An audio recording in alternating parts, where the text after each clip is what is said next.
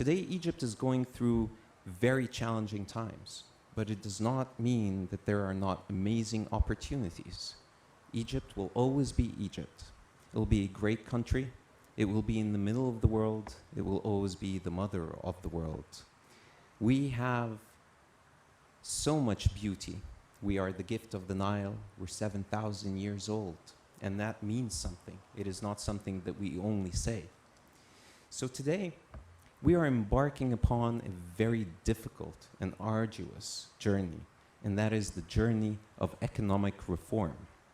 And our president has been doing his job in traveling around the world, diversifying and changing our direction in terms of foreign economic policy by engaging the East, engaging Europe, engaging the United States and the Western world. But no longer are we focused on only one region. Today we have opened up our arms to the world and we have said that we are ready and open for business. But we must all understand that visits that the presidents do, all of this government interaction is great and fantastic and really builds these strategic relationships between countries. But the people that really make things happen are you, the CEOs of the world and the CEOs of Egypt. It is the private sector that really can make a difference, that really brings small and medium enterprises, large companies and small companies together, that can really attribute to economic growth.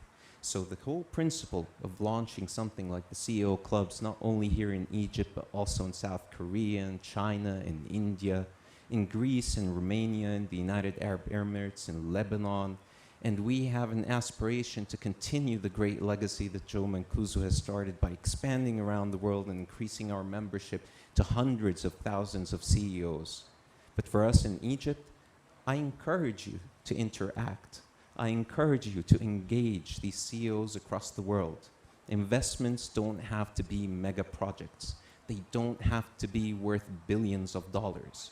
Small investments, small partnerships, friendships that are built across the world over time are what really can make a difference in economic growth and development in any country.